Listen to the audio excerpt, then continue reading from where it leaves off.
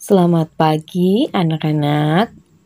Hari ini anak-anak akan belajar tema 6, subtema 3. Pembelajaran 5 dan evaluasi. Kompetensi dasar kita 3.3, 4.3, dan 4.6. Anak-anak bisa membacanya ya. Tujuan pembelajaran kita, yang pertama, anak-anak mampu menjelaskan keragaman tradisi dalam setiap perayaan hari besar keagamaan.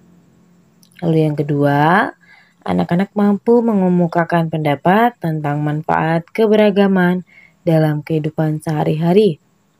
Yang ketiga, anak-anak mampu mendeklamasikan puisi dengan lafal, intonasi, dan ekspresi yang benar.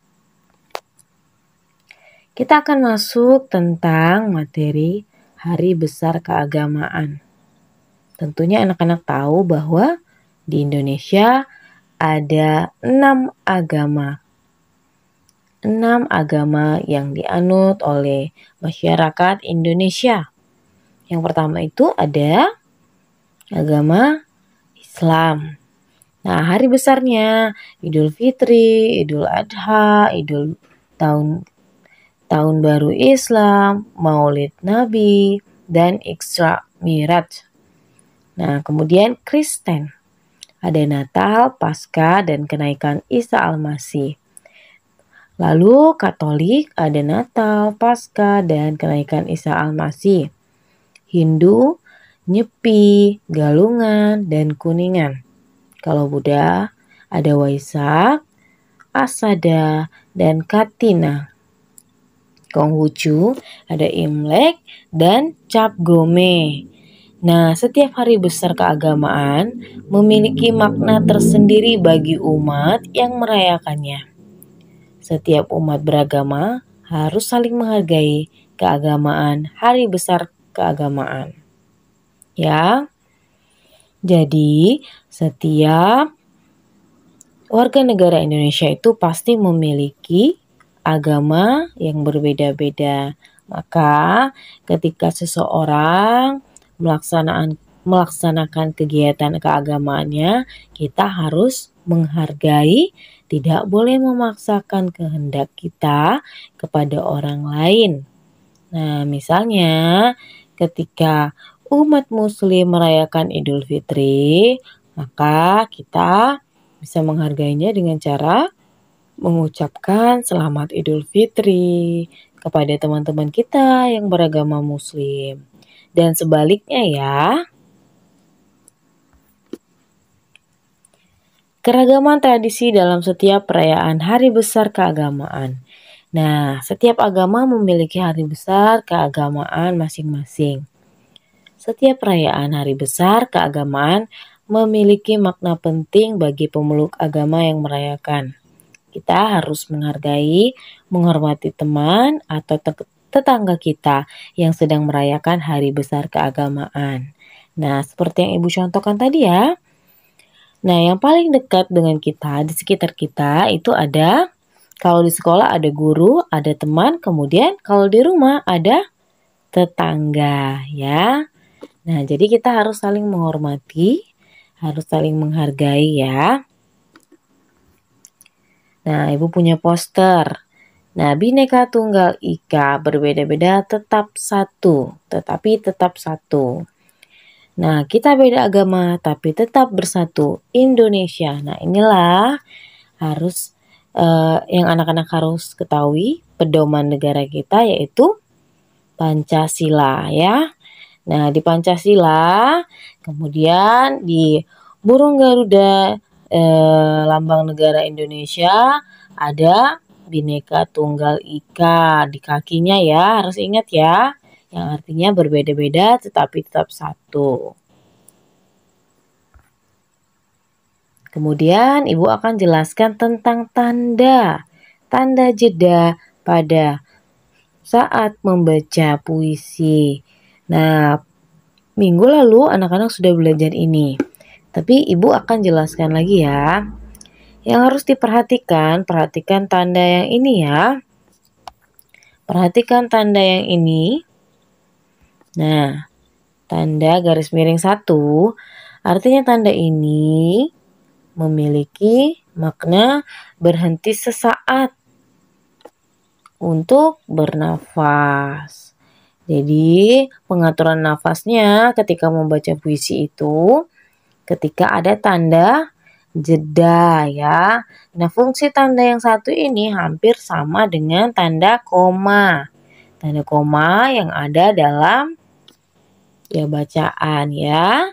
Kemudian tanda garis 2. Nah, hampir sama dengan tanda titik. Nah, berhentinya agak lama tapi tidak terlalu lama ya. Kemudian tanda garis miring 3. Ini berhenti lama sekali. Nah, biasanya ini terdapat di akhir puisi. Nah, jadi biasanya akhiran puisi itu ada tandanya 3. Biasanya di akhiran ini anak-anak tahu ya. Di tiap bait. Nah, pasti tiap bait itu ada jedanya. Jadi pasti berhentinya akan lama ya.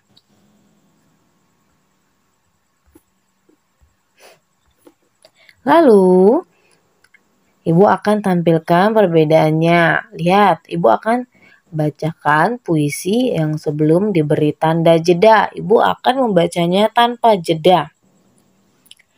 Aku hanya bisa berucap, terima kasih pahlawanku, kau yang telah berjuang demi bangsa. Kau kobarkan jiwa raga hanya untuk sebuah kata, merdeka. Nah, kalau ibu bacanya tanpa jeda akan seperti itu. Tetapi ketika ibu baca, ibu beri jeda, lihat di bagian akhirnya ya. Jadi jeda itu bukan di awal. Masih ada yang salah memberikan jedanya di sini ya. Di sini. Nah, jadi bukan ini bagian dari ini ya. Nah, bukan di sini ya untuk diberikan jedanya ya nak ya. Harus diperhatikan, oke? Nah, jadi perhatikan lagi anak-anak ketika ibu membaca yang pakai tanda jeda. Aku hanya bisa berucap, terima kasih pahlawanku. Kau yang telah berjuang demi bangsa. Kau kobarkan jiwa raga hanya untuk sebuah kata, merdeka. Nah, tahu ya perbedaannya?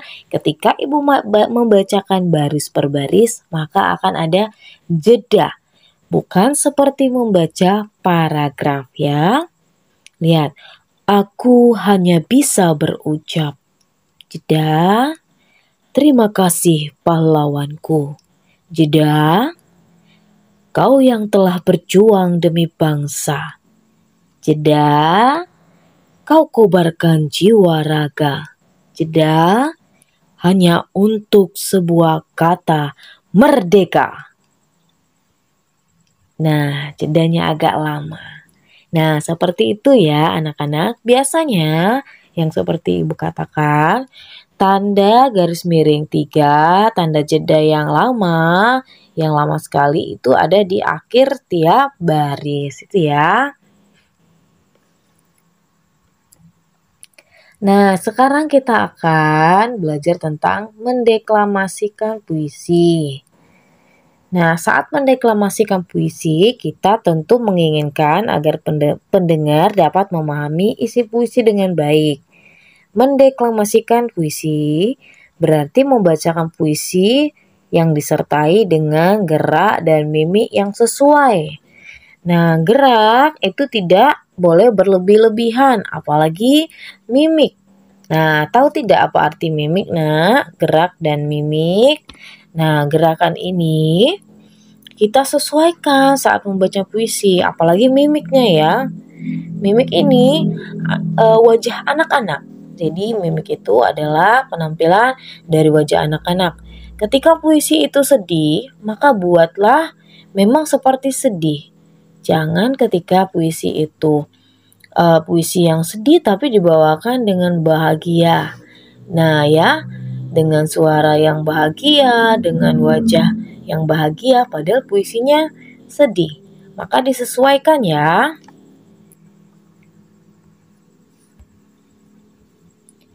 Nah, ada beberapa hal yang perlu kamu perhatikan saat mendeklamasikan puisi. Mulai dari isi puisinya ya. Nah, isi puisi ini bisa kita pahami dengan cara apa? Dengan cara membaca berulang kali. Jadi ketika ada puisi itu tidak bisa dibaca sekali saja lalu bisa paham. Maka kita harus latihan membacanya berulang-ulang. Tanda jeda. Nah, tanda jeda ini kita yang buat, kita yang tahu harus bagaimana berhentinya di tanda mana yang memberikan jeda. Maka sebelum membaca puisi, kita pahami puisinya. Setelah kita paham dengan puisinya, kita akan bisa memberikan jeda dengan baik. Intonasinya. Nah, intonasi itu sama dengan naik turunnya suara kita ya, besar tingginya suara kita. Jadi tidak sama setiap baris itu nadanya, jangan satu baris ini nadanya naik, yang bawahnya lagi naik, yang ketiganya baris ketiga naik, tetapi tidak seperti itu.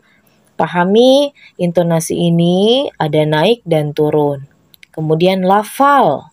Lafal ketika membaca puisi harus jelas. Tidak boleh ada kata-kata yang kesleo atau tidak boleh menggunakan kata-kata yang bercampur dengan logat. Nah, maka ketika membacakan puisi harus menggunakan bahasa yang jelas supaya pendengarnya juga bisa mendengar puisi kita dengan jelas, maka makna yang terkandung dalam puisi itu sampai kepada pendengar dengan baik. Tempo, perhatikan cepat atau lambatnya cara kita membaca. Jadi tempo ini kita yang tahu juga. Maka dari itu semua dari tempo, irama hingga mimik didapatkan dari isi puisi. Kalau kita tahu isi puisinya, kalau kita sudah membaca dengan baik puisinya, maka kita pasti bisa menentukan jeda, intonasi, lafal, tempo, irama dengan mimik dan mimik yang baik. Itu ya. Lalu, ada hal yang perlu diperhatikan saat mendeklamasikan puisi. Ada 7 hal. Yang pertama, kalau kita ingin mendeklamasikan puisi, ini contohnya ketika sedang di atas panggung atau di depan kelas ya. Yang pertama, lihat, menyapa penonton ketika memulai deklamasi puisi. Kalau anak-anak yang sering ikut lomba puisi pasti tahu, ketika naik ke atas panggung, itu tidak langsung membacakan puisi, tetapi naik, kemudian beri hormat kepada dewan juri dan penonton. Agak tundukkan sedikit kepalanya, agak sikapnya membungkuk. Nah, kemudian yang kedua, sebutkan judul dan nama pengarang puisi. Nah, kalau misalnya karya pribadi disebutkan juga ya, tapi kalau misalnya kita membacakan puisi orang lain disebutkan juga. Misalnya ada puisi Selamat Pagi Indonesia, Sapardi Djoko Damono. Itu ya judulnya ya. Maka cara membacakannya judul baru nama pengarang. Contohnya Selamat Pagi Indonesia, karya Sapardi Djoko Damono. Nah, jadi dibacakan dulu judulnya, baru membaca nama pengarangnya. Nah, jangan menundukkan kepala saat mendeklamasikan puisi. Nah, ini beda dengan yang pertama. Beda dengan untuk sambutan. Kalau di sambutan tadi, ketika naik ke atas panggung, ketika di depan para penonton, kita menundukkan kepala atau membungkukkan badan setengah ya untuk memulai sapaan. Tapi tidak boleh sepanjang membacakan puisi itu menundukkan kepala. Ini salah besar kalau kita menundukkan kepala. Ya. Nah, jadi apa yang harus dilakukan saat mendeklamasikan puisi? Badan itu harus tegap. Nah, agar ekspresinya juga dapat terlihat. Jadi kepalanya jangan ke bawah, jangan menunduk. Kemudian, baca puisi dengan lafal yang jelas, tidak terlalu cepat, agar penonton dapat memahami makna puisi yang dideklamasikan ya. Nah, jadi ibu tidak menuntut anak-anak untuk sama, semua anak ibu tidak menuntut untuk sama cara membaca puisinya. Tapi berkreasilah membaca puisi sesuai dengan ciri khas anak masing-masing ya. Kemudian bacakan puisi dengan suasana yang digambarkan. Nah, seperti yang ibu bilang, isinya apa harus tahu ya. Kemudian yang keenam, puisi yang dideklamasikan sebaiknya dihafalkan sehingga tidak perlu membawa teks. Nah, ini yang harus ibu beritahu ke anak-anak. Deklamasi puisi berbeda dengan membaca puisi ya. Jadi deklamasi ini adalah pembacaan puisi yang dihafalkan sebelumnya. Nah, kalau membaca puisi itu boleh membawa teks, tapi kalau deklamasi ini dihafalkan ya. Kemudian yang terakhir, ucapkan salam penutup. Nah, kalau di awal kita sudah memulai dengan sapaan awal, maka harus diakhiri dengan salam penutup. Nah, boleh anak-anak menundukkan kepala atau membungkukkan badan setengah badan seperti yang ibu sampaikan di awal tadi ya. Nah, itu dia cara-caranya anak-anak, atau boleh juga dengan mengucapkan terima kasih ya. Kita lanjut ya. Nah, ibu punya puisi keindahan budaya. Nah, anak-anak nanti silakan anak-anak buat video deklamasi pembacaan puisi keindahan budaya ya. Nah, ini anak-anak silakan bacakan. Ibu akan kasih contoh cara membacanya. Ibu akan berikan jeda. Terserah anak-anak mau buat jeda seperti apa, tetapi sebagai referensi ibu akan berikan jedanya ya. Nah, untuk di bagian ini ibu kasih jeda 1. Nah, di akhir 1 juga. Bagian yang tak terpisahkan dari diri setiap manusia. Ini ibu mau kasih 2. Ya, masyarakat ramah menyapa 1. Walaupun ini di sini ibu kasih jeda. Oh, salah. Ini tidak perlu dikasih jeda ya. Nah, inilah gunanya kita paham membaca puisinya. Walaupun dipisahkan dalam batas pulau yang luas. Nah, ini ibu kasih 1 jeda di akhirnya. Nah, yang ini ibu kasih jeda namun. Nah, seperti tanda koma ya. Lalu ini ibu kasih tanda 3 agak lama. Baru kita bisa lanjut ke bait kedua. Kulihat langit membiru. Nah, ini bisa dikasih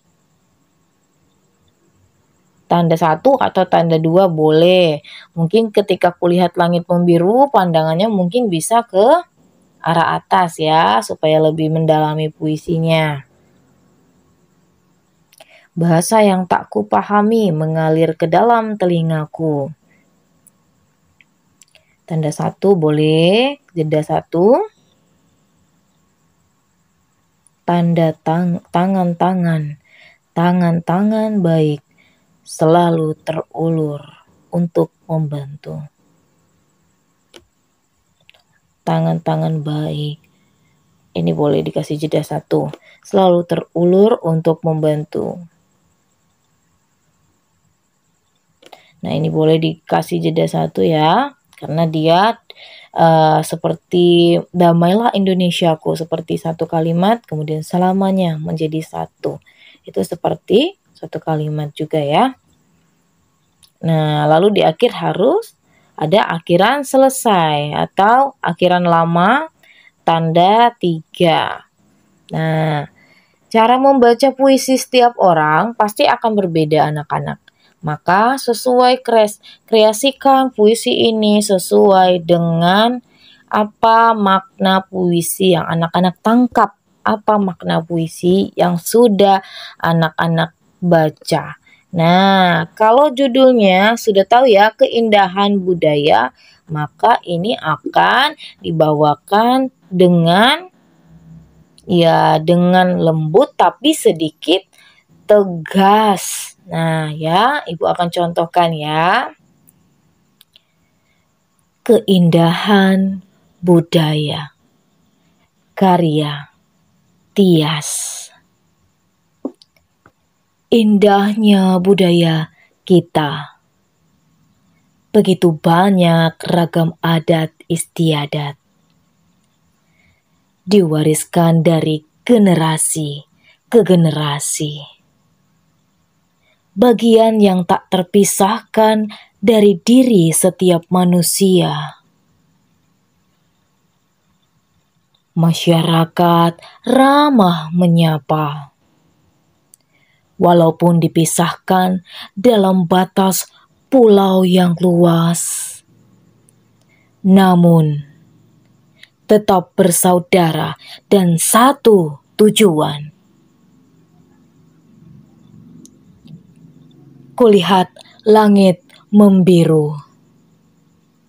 Bahasa yang tak kupahami mengalir ke dalam telingaku. Tangan-tangan baik selalu terulur untuk membantu. Damailah Indonesiaku, selamanya menjadi satu. Terima kasih. Nah, ini sebagai referensi ya cara Ibu membacakan puisi. Nanti anak-anak silakan berekspresi membacakan puisi sesuai dengan apa yang sudah anak-anak latih ya. Nah, untuk mengerjakan puisi ini nanti anak-anak silakan latihan terlebih dahulu, baca dulu terus-menerus puisinya. Anak-anak sebisa mungkin untuk menghafalkannya. Barulah anak-anak membuat videonya jika sudah benar-benar hafal. Kemudian latihan dengan intonasi, lafal, dengan mimik, dan gerakan yang pas. Nah, itu ya anak-anak. Nah, terima kasih anak-anak. Jangan lupa untuk membuat tugas ya.